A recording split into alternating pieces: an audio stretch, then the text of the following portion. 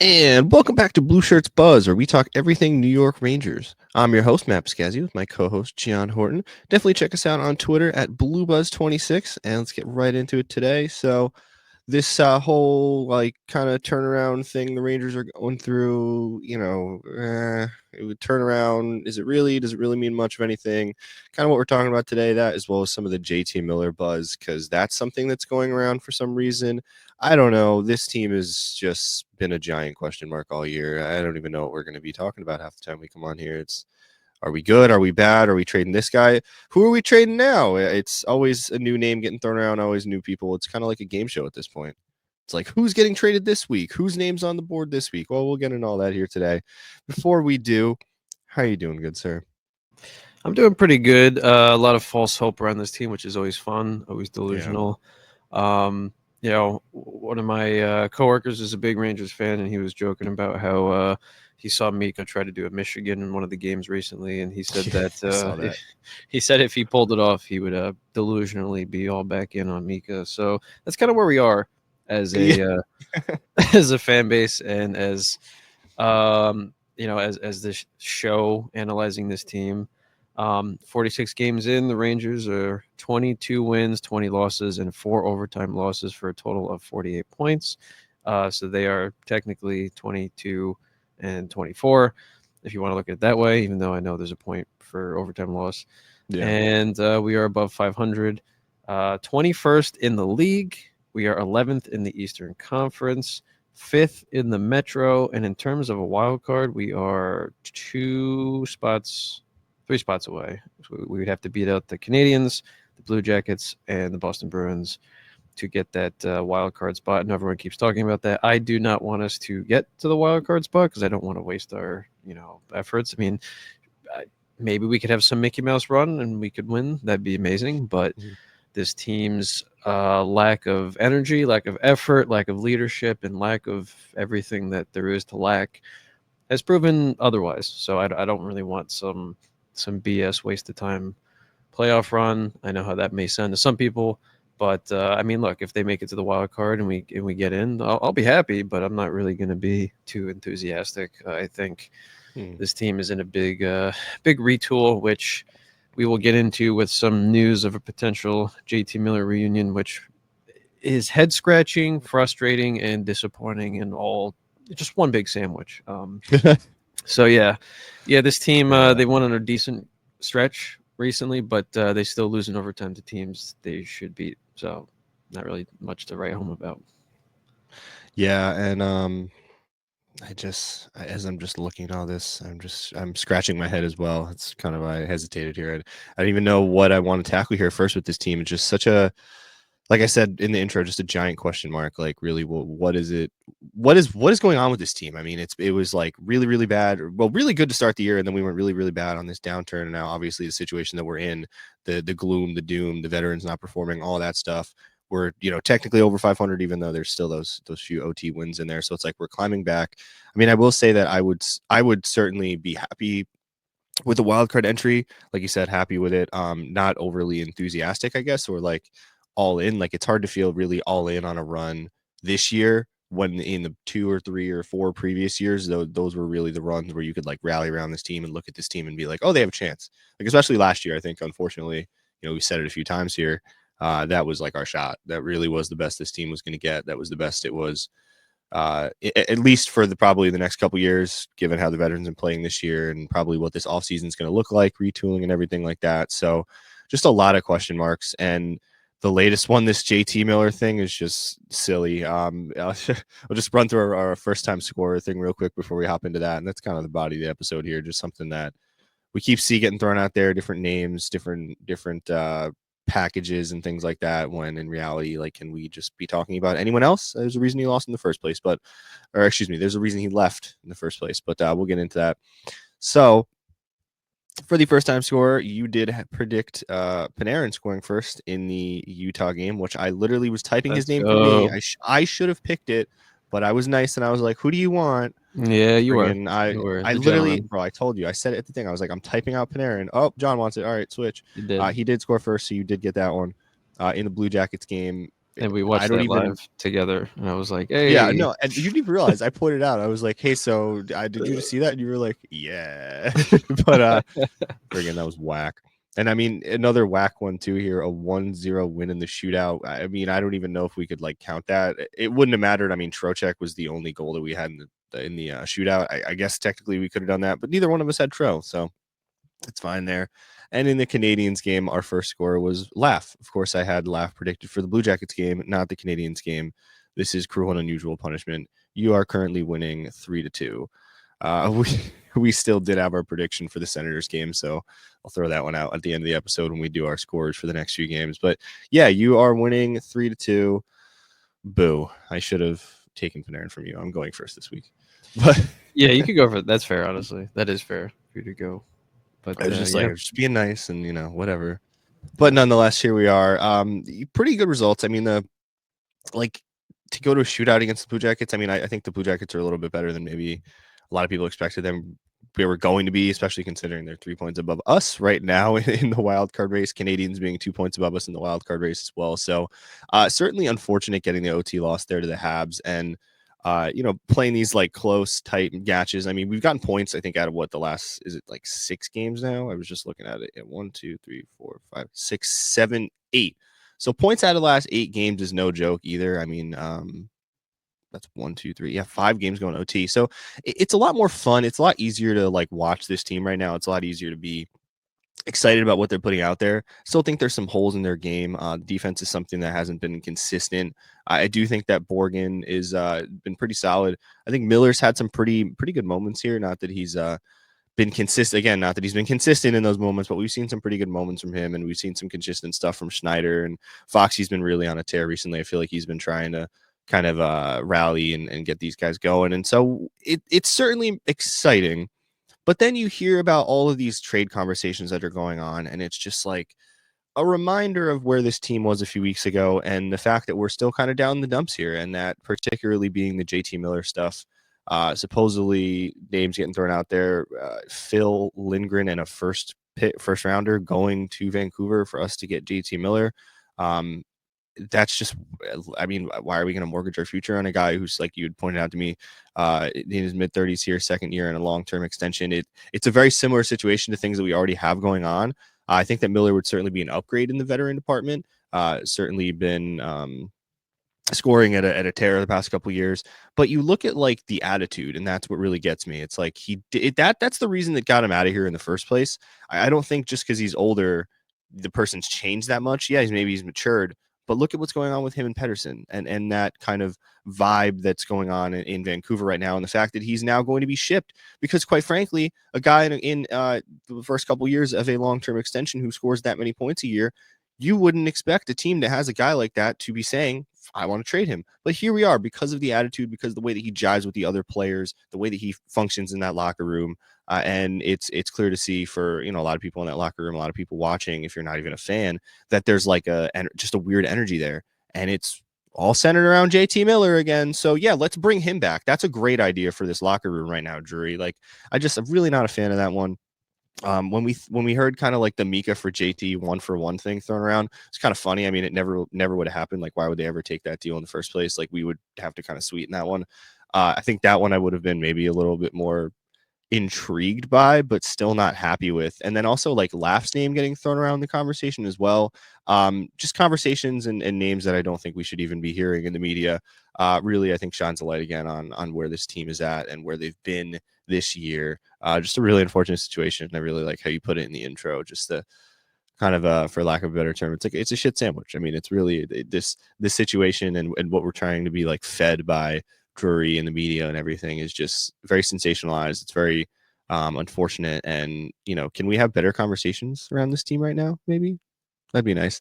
I know you're kind of in a similar train of thought here, but where are you with the Miller stuff? I mean, is it even real to you? Is it something that you think is actually coming down the pipe, or is it just kind of floating around in the air of space as well? At first I thought it was just like stupid speculation and fans and this and that. But once I saw Elliot Friedman and all these other people putting out tweets, my heart sank because for the most part, I think Chris Drury as a GM is cutthroat in a good way. A lot of this downfall we see with the Rangers now is because the locker room got exposed and exploded into a million different pieces, with the captain being traded and the bullseye in the back of veterans and this and that. And ever since the BS Tom Wilson incident, the specifically probably from James Dolan, because he put out that message that got Jeff Gordon and all those other people fired, is he probably wants the team to be bigger, stronger, more of a brick wall, which is fine to some extent. I'd rather have speed and then like a strong back end, but whatever. So I think that's what Dre's been doing. Like you've mentioned it in the past too, with some of his draft picks and like Edstrom's and those players are fun and cool and all, but they're not really putting up points for you. Like Matt Rempe's fun, this and that, but he's playing like 9 minutes a night, getting ejected, getting penalties. Like, I really want that to end. I really just want like an actual hockey player in the lineup, please, for the love of God, so we can produce. And yeah, for those who don't know, JT Miller was a New York Ranger. He was drafted. He played for the Rangers for a couple years, but due to his attitude and his persona, he was traded. You could look back, there's videos of him on the ice and during games verbally fighting with Henrik Lundqvist, which Henrik Lundqvist is a fighter. He's a fierce leader. He would hold people accountable. Like, you're not fighting with Henrik Lundqvist. Like, yeah, you're losing that one, bro. Especially as like he's only in his like second or third year in the league, and you're gonna start yelling at Hank. Exactly. And also at the time, Marty St. Louis was on the team, and he was known for always being like a nice guy too, and like even he was like fed up with JT Miller, so we shipped him out. Like, he's just for lack of a better term, just a basket case. Like, not to take shots at his personal life. I don't know. He had like earlier this year, he had a leave of absence from the team and didn't say for what. Like, I know he has a family. Not to try not to take any shots from that, but like, your actions speak louder than your words. Like, him and Elias Pettersson both signed big contracts with the almost said Edmonton Oilers, with the Vancouver Canucks. Now they're both kind of just playing meh. To shine a light on it, like JT Miller when he was on the Canucks, last 3 years, playing pretty much full season, he had 99 points, 82 points, 103 points, and of those last 3 seasons, he had 30 plus goals. This season, he's 31 points in 35 games, which you're like, oh, okay, that's still pretty good. He has 8 goals in 35 games. And that's a massive, massive decline in goal scoring from the last 3 years, which is part of the reason why you've had this turmoil in Vancouver. He has a 7-year deal. He's in year 2 of it, making $8 million a year. He's 31 years old. Why would we want that? Right. So I think Chris Drury has this idea of like, we need to get tougher. We need to be less pushovers, which I understand to some extent. Like we've talked about with this core of Rangers, that they can be, I hate to say it, but just kind of like babies at times. And Yeah, very soft. Very soft. So I get like wanting to do the opposite of that, but you just threw a nuclear bomb in the locker room, killed the vibe of every single player in that locker room. They quit on the coach. They quit on the system. They quit on the team. We went on like a 20-game losing streak, basically, which is why now this turnaround feels like absolutely nothing, because they dug such a canyon for themselves. They're going to need a spaceship to get out of. Why would you want to bring someone who is a known cancer in locker rooms to this team? That just doesn't make sense. So I don't understand what Chris Drury's thought process is. Now, if it was initially that 1-for-1 Mika for JT Miller, okay, that's fine. But that was never going to happen, like you said. And then, throwing Chytil in there, like, I love Chytil. Like, he's such a great player for us, but I understand there's not a lot of optimism for the future with him. I mean, he's one bad hit. Because of all the injuries, Yeah, he's one bad hit from a career-ending injury. And Lindgren can get the hell out of here. I don't care. So, I mean... Yeah, especially with, like, the 1-year deal. Lindgren I'm not as perturbed about, but throwing the first and Phil in there, and then that not being enough, too, and, like, that's going back and forth over the protection on that first rounder, too, is something that, like, if they're having a serious conversation about, like, the protections around that pick, then are they thinking, like... Then that kind of sends the message to me that there's belief in this team, like, making a push in the playoffs, because the protection would probably be like, oh, if you make, this round, if we make this round of the playoffs or whatever, it's, they keep their first, we keep our first or something, or would they get the better pick if certain conditions are met, like things like that. But those protections are usually based around how far you go in the playoffs. So it'd be interesting. I'd wonder what they were going back and forth on. Like, was the was it going to be protected if we made it a certain length in the playoff? Like, was the hope there that like we were going to bring in Miller and this team's going to just totally turn it around? I mean, I don't know. I think more would still have to be done before I would be even really like overly impressed. And then again, not I don't think Miller's the name I want that we really want to be hearing at this point anyway. Either like I'd Yeah, rather be and hearing other names getting floated out yeah, there. exactly. And his downturn in goal production is alarming. This Rangers team has enough players that want to get assists, right? We need goal scorers. So why would we add Mm. another person who's on a downturn? Oh, if you bring him home and get him out of Vancouver where he's clearly not happy, making $8 million a year signed long term, like things will be different. Grow up. Like that was disappointing to see Chris Drury like almost pull the trigger on that. That was really frustrating. So now I'm worried for this offseason that I had some optimistic joy, I guess I could say, of like what we would do to retool. If he's just gonna go after like early 30s, big brawly doofus veterans, like what is that? What we're gonna be a wild card team every year for the next 3 years and then lose and do nothing? Like True, because like what are we giving up as an organization in terms of cap and assets to bring in those guys? And then what does that do for the youth of this team as well? That's a big issue that I exactly. think the Kako situation just not to like a totally different thing here, but I just been thinking about this a lot recently. I keep seeing this online and it really sheds a light on how bad the development of our youth has been. The Kako situation, just like look at the points he's putting up at with the Kraken here. And again, I don't want to like use the Kako situation. I know it gets a little murky, whatever. We had kind of already have talked about that ad nauseum, but it seeing guys like Kako go to other organizations and do better than they did with us. Like multiple players, multiple regimes, multiple coaches, multiple GMs. Like it's over many years, right? Like this is an established pattern. Seeing that happen time and time again goes to show that, like we've talked about recently, the development of the core youth on this team has been flawed for years, particularly in terms of young defensemen. Is something that I feel like we've been able to turn out like one or two that have been like steady, but you kind of have to like fall on that guy and they have to be willing to stay as well. I think that's a little bit more I don't want to say random, but like I feel like you have a lot more opportunity to develop young forwards than you do with young defensemen. And in both regards, we've kind of dropped the ball on, more than not. I'd be willing to make that bet. And so it's just kind of alarming because like you said, especially if we're still going to be going after vets and we're not, it's like, well, what do we think of the youth of this team then? And instead of going after those veterans, why are we not thinking about what to do with our veterans and bringing in youth to kind of bring a new life and energy and vibe around this team? I think that should be part of the conversation a little bit more than talking about guys like JT Miller. But here we are. And I like the point you could point out there about this offseason. Like if we're seeing Drury talking about this, Miller, this, Miller, that, JT Miller, this, JT Miller, that, well, then what names and what thought processes is he going to have as he's actually looking at retooling this roster and this organization as a whole, as we get into the offseason here.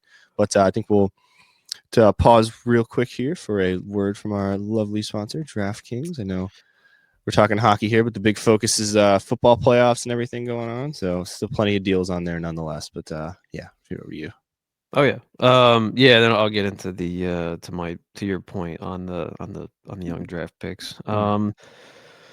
DraftKings playoffs. We are talking about playoffs, football playoffs to be exact, and you can get in on the action at DraftKings Sportsbook, an official sports betting partner of the NFL.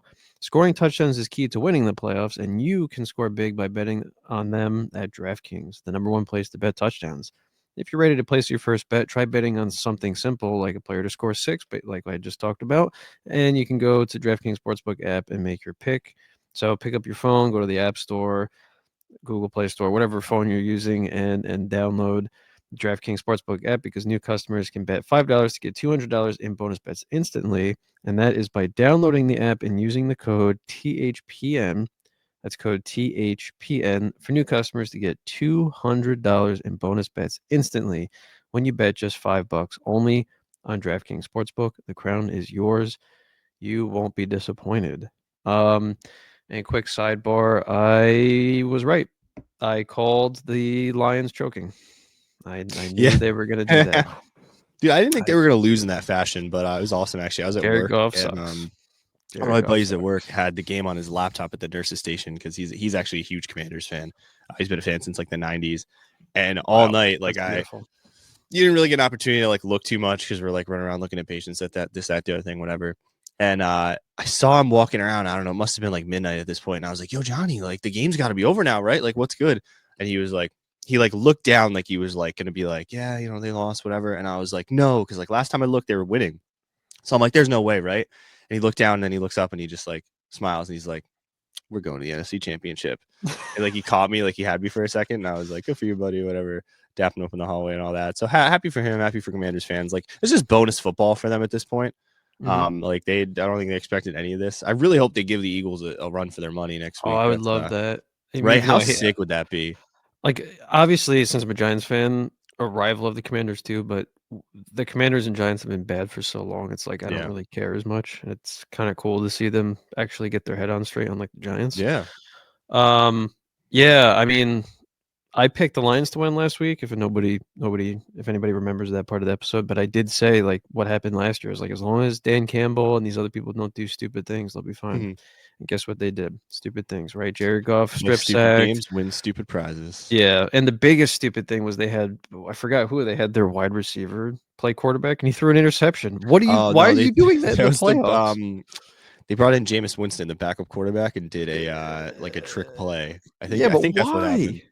why? Yeah, Would you that do one I that? really was like, what? You don't And need to guess do what this. You have happened? like an MVP caliber quarterback. Like I guess Yeah. he's having a bad, you know, game at that point, but like really you're gonna trust Jameis Winston on a trick play. But And then they threw an interception, another yeah. interception. I'm like, okay. Dude, they And had like then 5 turnovers in the game. It's just they had nuts. 5, and Jared Goff had 4 of them.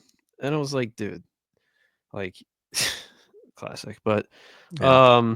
yeah, hopefully the Eagles lose. That'd be awesome. Anyway, Yeah, I would love that. back to back to Rangers talking. Yeah, like I've been saying before, and I've come to the realization, and it really sucks. The New York Rangers are not allowed to lose games, right? James Dolan Yeah. does not allow his organization to lose games and develop players. He wants to win. He wants to win. He wants to fill the seats. He wants to sell $20 beers and $15 pizzas.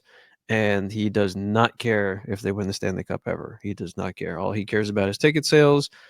And it's such a shame when people like him become sports owners, but only people like him can be sports owners because they're the only ones that can afford it. So, you know, when you have an owner like that, that makes it clear as day that that's the process, because if that wasn't how he felt, then we wouldn't have situations like this. We wouldn't have GM after GM like trading away True. futures for crappy veterans that just have a name and can like keep you above 500 and get people in the seats and this and that. Like it's absolutely ridiculous. Like, did Kako live up to what he was supposed to? No.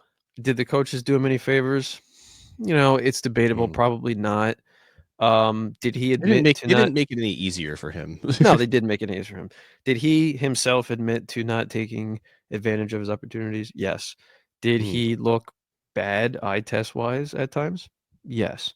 You know, is this a small sample size with the Kraken? Yeah, it's still impressive, but you know, we'll see what can happen. But unfortunately, just the way life works sometimes, like it just wasn't going to work in New York. Like, you know, fresh start, you go somewhere else. You know, has Laugh lived up to his draft position?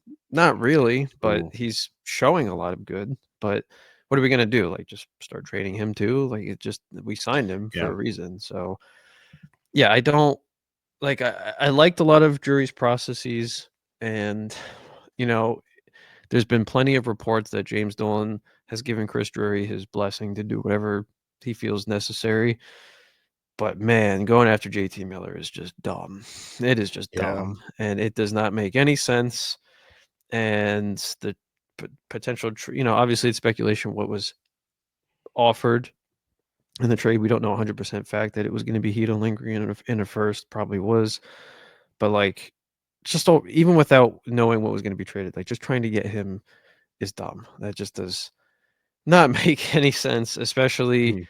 Like, I understand the method of like you can buy low on him because he's having personality issues, he's having production dip issues in terms of goal scoring, but it's like, but that's the risk you take. Like, what if that dip is the same thing we're seeing with Mika, where it just continues to go downhill? Plus, being a basket case on top of that, like, True. like why? The attitude is really what gets me because Yeah, the attitude, like the yeah. history that he had with us. It's like this, like, even if you look at like the goals in a vacuum, like, yeah, that's alarming that there's that dip, but he's still putting up points, he's still producing, he's still a guy that you could like count on to give you, consistent offense.